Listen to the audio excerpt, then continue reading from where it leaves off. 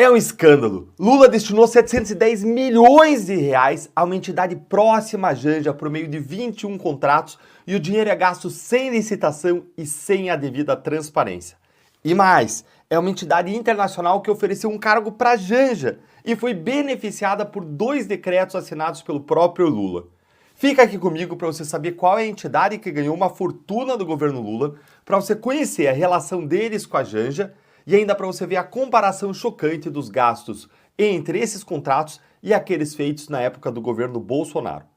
Seja muito bem-vindo à nossa live semanal Um Novo Brasil, que acontece toda quarta-feira, pontualmente ao meio-dia. Esse é um espaço de quem acredita que a gente pode viver num outro Brasil mais justo, mais próspero, e aqui você vai ver as principais ações e vitórias recentes do time do Novo, que segue firme, enfrentando a esquerda, o governo Lula, os abusos do STF. Eu sou embaixador do Novo com muito orgulho e eu vou sempre te mostrar como que a gente está trabalhando duro para mudar o Brasil de verdade. Então vamos direto ao ponto agora com essa história da Janja. Olha aqui a matéria que saiu no Estadão. Acompanha aí. Decretos de Lula ampliam o poder e ganhos de organização internacional com 710 milhões de reais em contratos. Olha aí, ó. Próxima à Janja, a OEI, que é a entidade, soma 710 milhões em contratos com 19 órgãos estatais no governo Lula. Beneficiada por 2 decretos assinados por Lula, a Organização dos Estados Ibero-Americanos, a OEI, já fechou 21 contratos e acordos no valor de 710 milhões de reais com 19 órgãos do governo federal. Gente, isso aí é muito dinheiro. Dá uma olhadinha aqui comigo nesse outro trecho.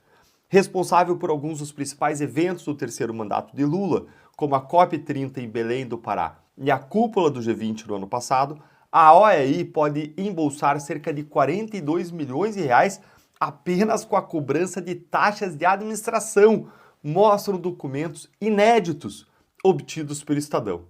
Gente, 42 milhões de reais em taxas de administração. E mais, adivinhe, a taxa de administração dos contratos foi aumentada. E adivinha por quem? Dá uma olhadinha aqui, ó. A taxa de administração em contratos, como o da OEI, com o governo, foi elevada de 5% para até 10% por um decreto assinado por quem? Por ele, por Lula. Adivinhe, finge a surpresa. Em março de 2024. Uma outra decisão presidencial de setembro do ano passado permitiu à OEI contratar empresas para execução dos acordos sem licitação. Sem licitação, finge a surpresa. Ou seja, Lula mudou as regras para permitir que as despesas aconteçam sem licitação, sem concorrência para contratar os serviços e produtos que, tendo a mesma qualidade, sejam mais baratos. Ou seja, quando se faz uma licitação, você compara os produtos, você recebe ali numa espécie de leilão os preços pelos quais as pessoas aceitam ser contratadas, se vender aquele produto e você compra, garantindo a mesma qualidade, o mais barato. Mas o Lula simplesmente abriu mão disso. O Lula tem sido uma verdadeira mãe com a OEI, hein? Vale mostrar também a diferença dos valores dos contratos da entidade que foram feitos durante o governo Bolsonaro. Olha aí, em todo o governo de Jair Bolsonaro, a OEI fechou 78,9 milhões em contratos e acordos de cooperação. Em 2 anos de Lula 3, o governo já transferiu 197,9 milhões dos 710 milhões celebrados. Os contratos são fechados sem licitação. Enquanto entidade privada internacional, a OEI não precisa seguir a lei de licitações brasileiras. E lembre, o governo Lula aumentou a taxa de administração para até 10% e permitiu que ela seja contratada aí sem que ela faça a licitação. Gente, a diferença é absurda. É de 78 para 710, ou seja, multiplicou por quase 10. O governo Lula contratou a organização quase 10 vezes mais do que o governo Bolsonaro em termos monetários. Agora você se pergunta aí, por que essa empresa tem um tratamento tão especial pelo governo Lula, hein? A entidade tem alguma relação com ele ou com a Janja? E aí a matéria vai explorar isso aqui. Dá uma olhadinha aí, ó.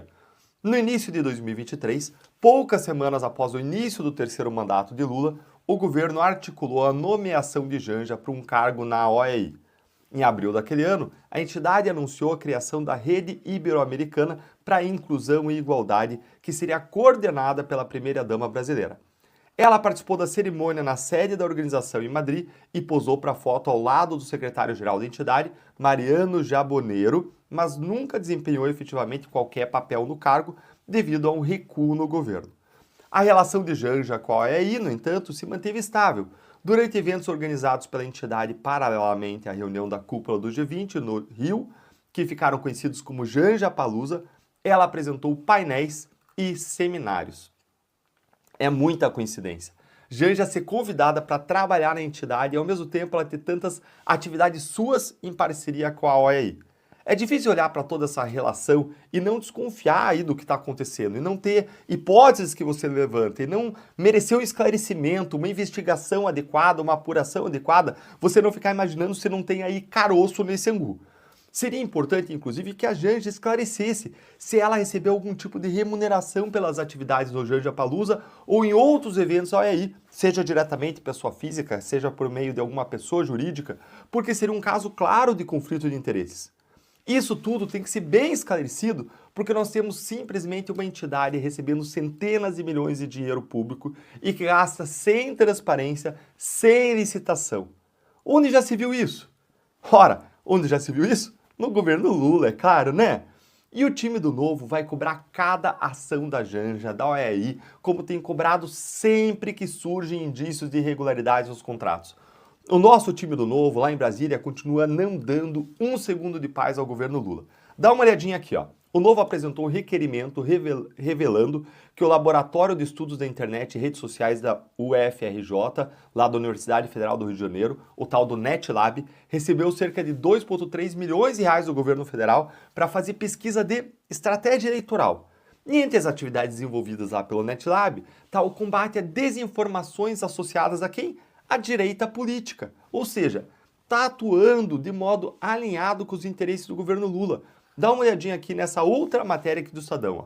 TCU cobra transparência do FRJ sobre uso das doações privadas. O Tribunal de Contas da União determinou que a UFRJ publique informações detalhadas sobre o uso de doações privadas recebidas para execução de projetos para permitir o adequado controle social dos recursos geridos.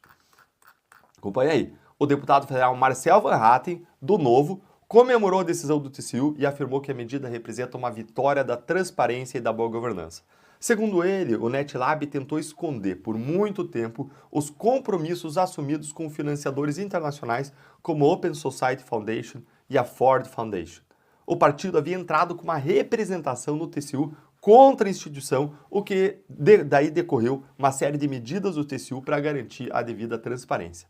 E ele disse: é inadmissível que laboratórios vinculados a universidades públicas se recusem a prestar contas e tentem burlar as regras básicas de transparência. Tem mais um trechinho aqui que eu destaquei que eu queria ver com vocês.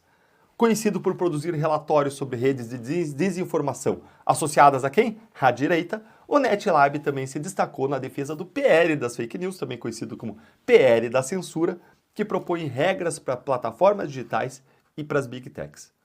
Gente, é isso.